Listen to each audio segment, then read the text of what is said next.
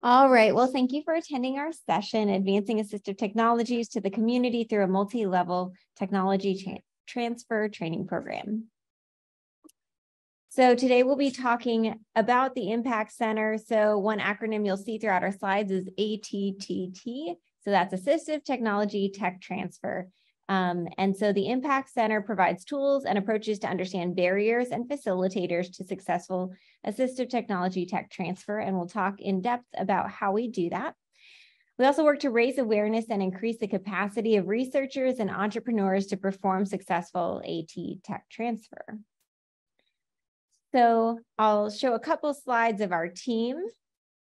Some of them are represented in the audience. And so feel free to ask tons of questions at the end because we should be able to answer them all. Okay, by your attendance to this conference, I assume that the majority, if not all of you, are sold out to the idea that assistive technologies are critical for people to live the healthy, active lives that they want to in the most autonomous way. And so then we give some statistics here. You can see as of 2015, 1 billion people were using assistive technologies in their everyday lives.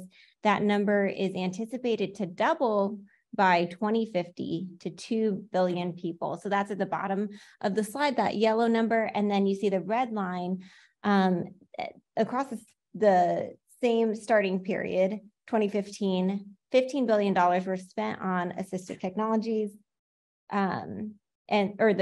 Was the market for assistive technologies, and that's supposed to grow to 26 billion by next year. So we see both an expanding market and a growing need or a growing consumer audience. So there's this sense of urgency or opportunity to develop effective products to bring to market. But nothing is that simple. There's always barriers to any goal. And so here we've listed a few that innovators might experience. So fragmented or poorly defined markets, that can be huge in smart technology as well.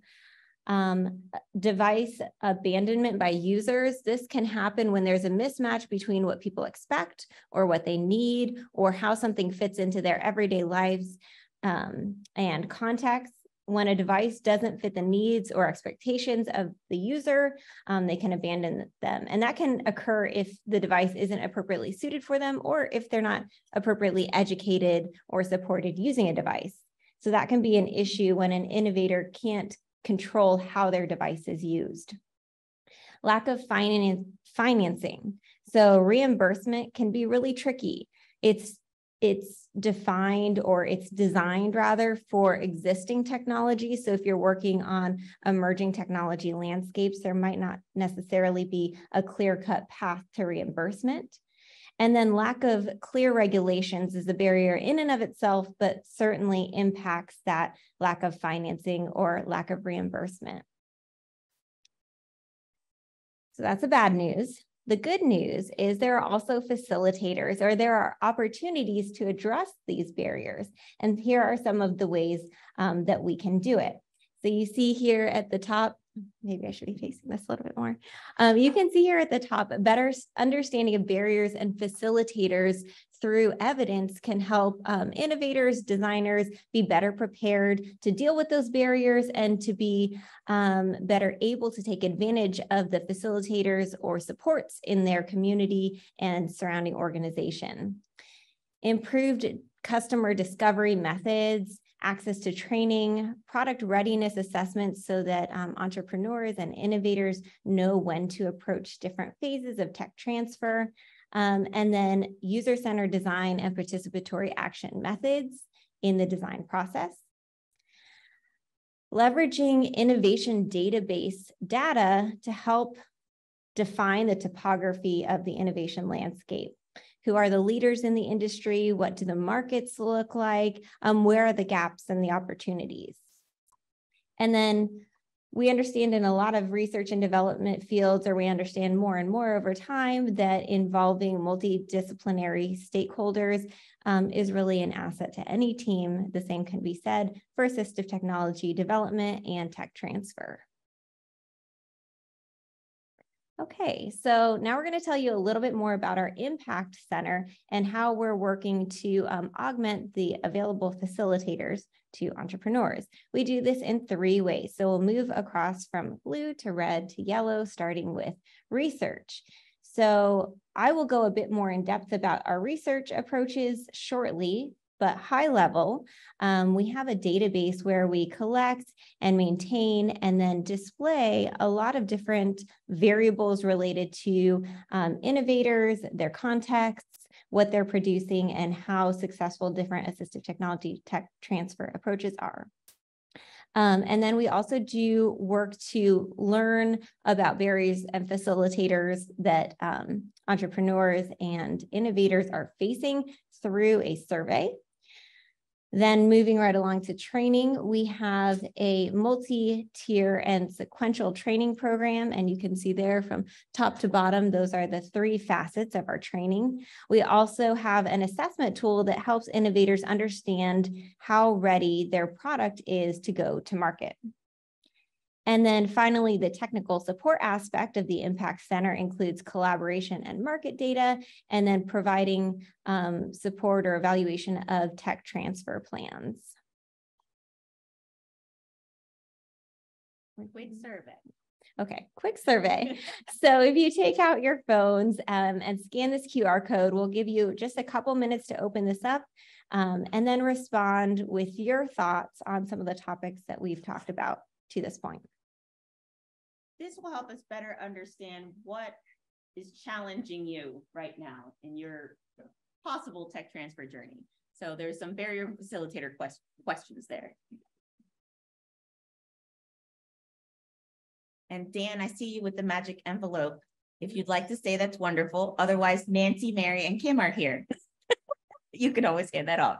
The survey expired on mine. Oh no. I just tested it. What if you type the URL code?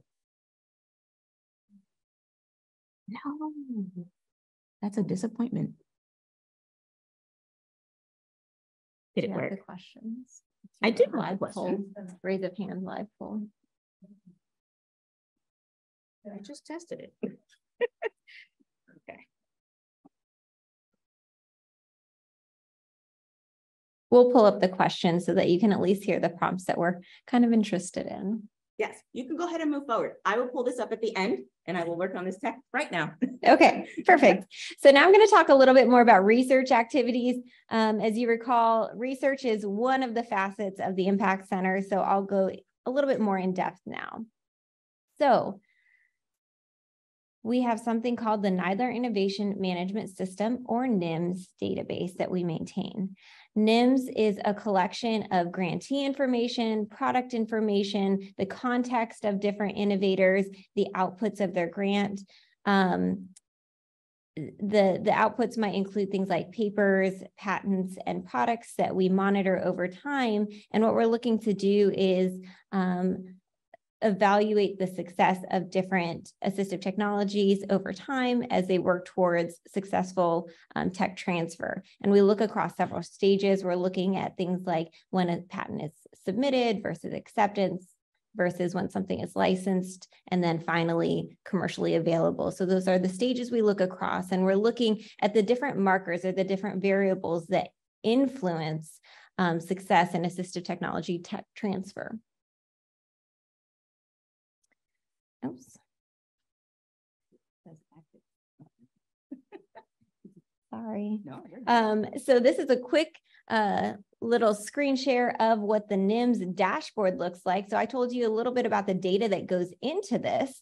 We use this to then generate these outputs. And you can see as the mouse kind of goes across these charts, it's interactive so that innovators that are looking at this, or funders that are looking at this, can better understand the landscape of AT tech transfer. I'll break a few of these down more specifically later on. We just wanted to kind of show you what it looks like, or what the outputs look like based on the data that we're bringing in. We collect data using several different approaches. If you look across the x-axis at the top, we're collecting, again, that's papers, patents, products, and info, and then standards as well. And then if you look at the second row on the y-axis, that's tools. We're using custom software or automated searches. We do that through Python scripts. We also do web-based searches or manual searching. And Guo, who's sitting here, she does all this work with us. And then we also ask grantees to give us information directly or to provide updates on their projects and what they're developing. So we're using multiple approaches to collect different types of data so that we can continue to monitor and continue to update our database over time. The databases that are listed here are now not comprehensive, as we've recently added a couple additional to make sure that we're capturing everything.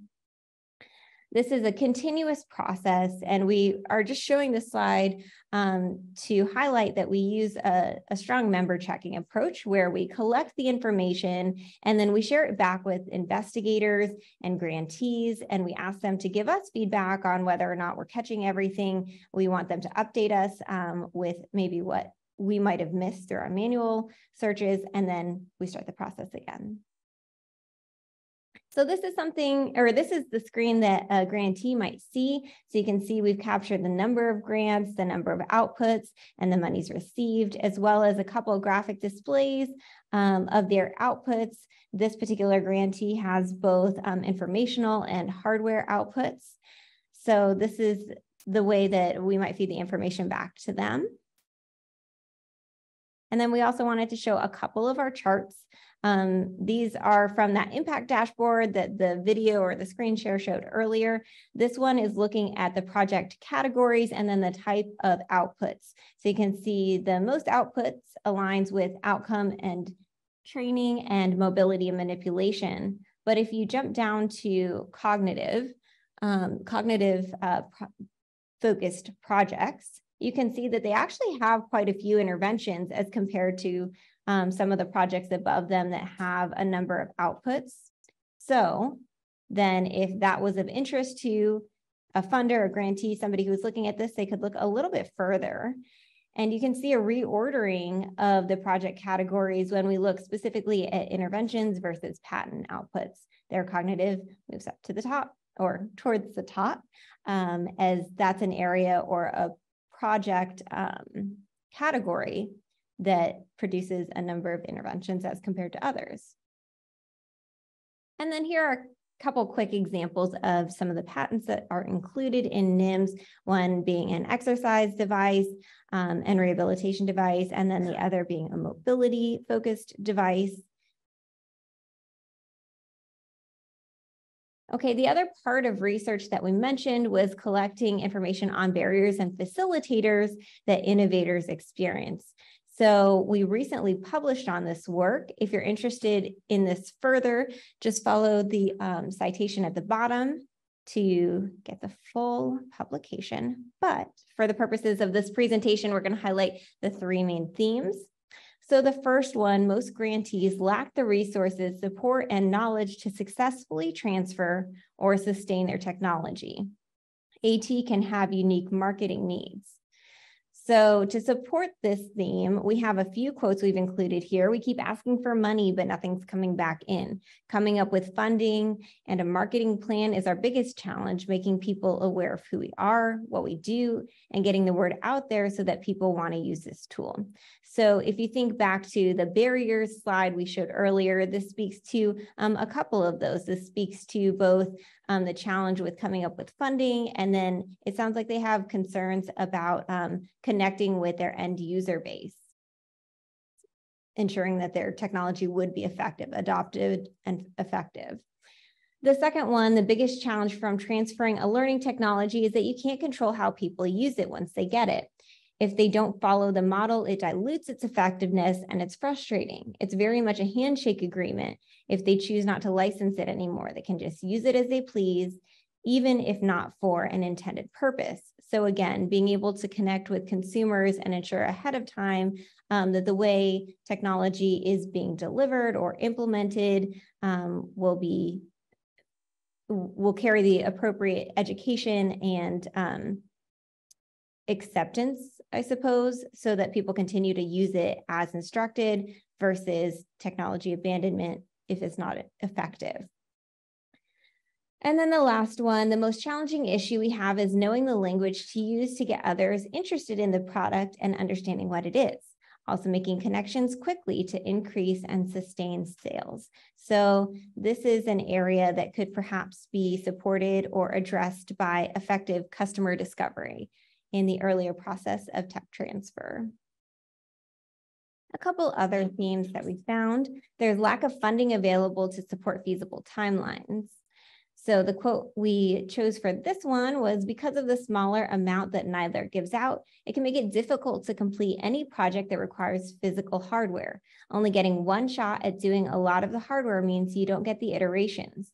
Where the projects we do with NIH, we get to do an early prototype and early pilot, and then even within phase 2, get some feedback, make corrections, do it, change, and then have enough funding to actually implement that change before we launch. So there's kind of a mismatch between the funding available or the resources available and what's required to produce the effective and high quality product that they're trying to produce. And then finally, the last barrier theme is there's a disconnect between the need to commercialize and incentives. One innovator said, I also find that in both institutions, they don't really care about my work because it's very clear that they're not going to make a gazillion dollars. Yeah, I get it. But what that means is that there's less response or less clear response, and they kind of just don't, and they kind of say, don't worry about it. So getting the buy-in that they need to gain the partnerships they need to produce their technology. So these are some of the barriers. Again, that's the downside, but as we spoke to earlier, there's also a lot of opportunity. There are facilitators, and so that's what we're hoping to push through our Impact Center. And with that, we'll move on to training activities. Thank you, Julie. So as far as our training goes, if you visited our booth, you may have heard a little bit about it already. But we have developed a multi-level evidence-based training program to increase tech transfer performance. And so as you can see here, currently we have 3 levels: Impact Bootcamp, Startup, and Accelerate. So Bootcamp is the 101 of the business aspect that people might not be familiar with. So we are defining the problem, looking at who your stakeholders are, the solution and the benefits of your solution. Who is your competition and how are you different, or how do you differentiate yourself from that competition? You can't say that there is no competition. There's always someone out there that might have something maybe slightly related, right? There's always usually some sort of competition. But what we encounter when we're here in the AT and RT sector is that, yes, there are, since this is a smaller group of people that use these devices, usually compared to, let's say, just an iPhone, right? The competition might not be as obvious as when you're in these larger sectors. So that's always something to think about. And then we also look at regulatory and reimbursement.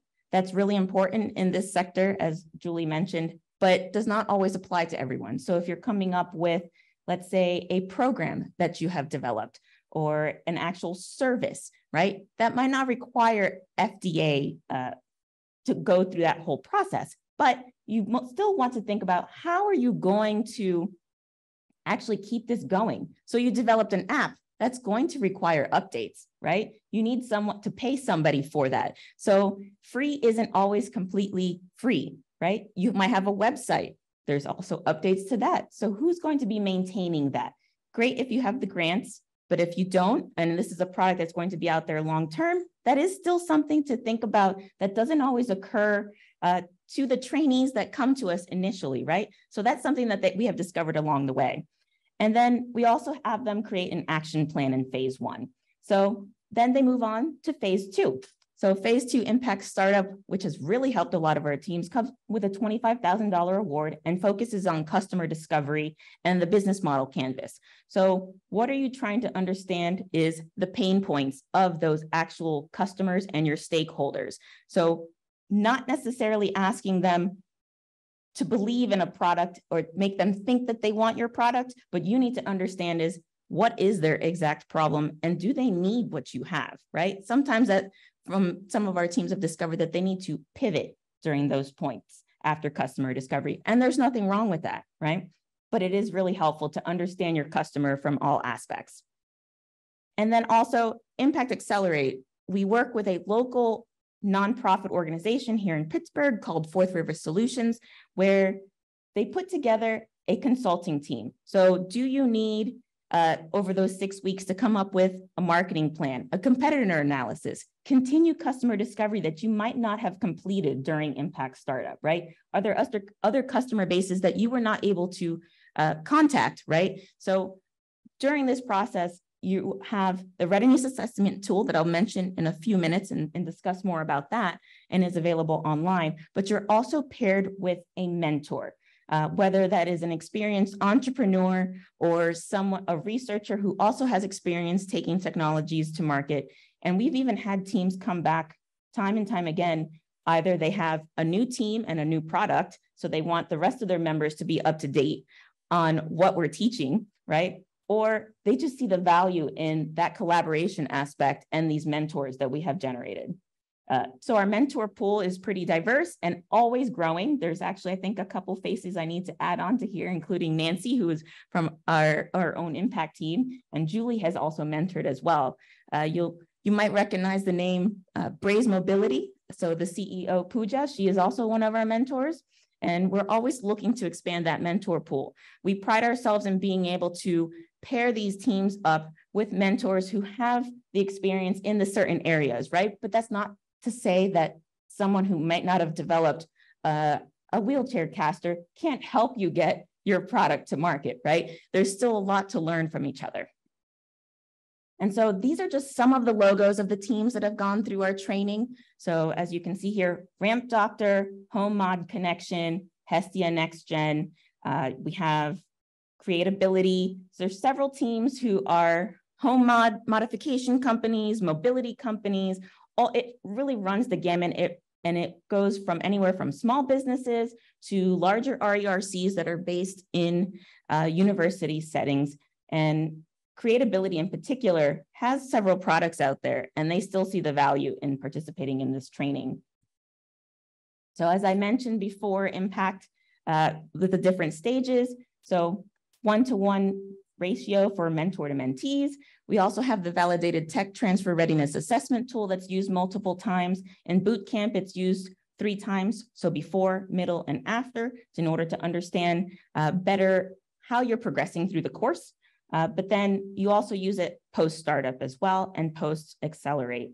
So we have mandatory office hours. We found that's really beneficial. Sometimes it can be intimidating, or you don't know what to ask, right? Do I really need to go to office hours? I know as a student, I used to hate office hours. I didn't use them as much as I should, right? So now we've made them at least mandatory a few times in a row throughout each of the levels. And the growth that we see from the teams is even bigger, which is really exciting. Custom pitch decks. So we've worked with Zoltan Design, a local graphic design company, to help these teams actually customize pitch decks. So when they're going to look for future funding, it's really nice to have something that's not covered in words, right? These investors are not looking for a research pitch. What investors want to know is, how are we going to make our money back? What's the return on investment? What are we getting out there, right? Not all the little data points that is so interesting to maybe this audience, right? And what we need to know for research. But business is a totally different ballgame. And that's how we've helped a lot of these researchers really understand that concept.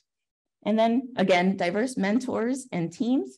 And for Impact Startup, we continue to diversify the types of pitches that we help these teams develop. So there's elevator pitches. If you're not familiar with that term, is if you happen to find, if you were in an elevator, let's say with Steve Jobs back in the day, and you had just invented this really cool technology that Apple or even someone else might be interested in, you have until those elevator doors open to get him interested, to having a follow-up meeting with you. So how are you going to make him say, wow, how can I learn more about this in about 2 minutes, if that, right? So really defining your value proposition and making it short and to the point so that people want to know more, that's the elevator pitch. Investor pitches go more into the market analysis. What is the return on investment, right? There's a lot more that goes into that that are numbers based, right? And then there's technical pitches that can be used for research settings, or if someone really wants to know the nitty gritty about your technology. So, and then we always have our general informational pitches, which is covering a little bit of an overview about what it is that you're developing. We have guest speakers from the FDA, elevator pitch training. So people are kind of put on the spot there and they start to figure out what it is that their value proposition is in one sentence. That's it. They get one sentence to talk about their technology. That's a lot harder than you think. Mary and I were put on the spot for about Impact Center. And it's like, wait, I can do this in about 10 sentences. You want it in one? It's really hard. But it's really fun to watch these teams grow. Manufacturing panels, legal panels. We have strategic plans that they work with their mentors on. So what is your IP? Who owns that IP? That's come up so many times, especially with our RERCs. Is it you, the university, or the local hospital system that owns that IP? Some people haven't even thought that far, right? Super important. Legal, manufacturing, regulatory, if you need it, right? Funding, and then there's always advice sheets, resources, et cetera. As far as Impact Accelerate goes, like as I mentioned, that was a 6-week engagement with Fourth River Solutions. These are some of the services possible when we work with them. It has varied drastically from team to team. So far, we've had 6 teams take advantage of that, but they're not required to go systematically, right? So let's say you're not quite ready after you finish startup to go into Accelerate. That's okay. There's some teams that are rolling out of the university and forming their startup. They're coming back afterwards and saying, okay, now we're ready to figure out our business plan. We need some help with this, right? So our door is always open, and Fourth River Solutions is always gracious enough to work with us long-term. So that's been really great.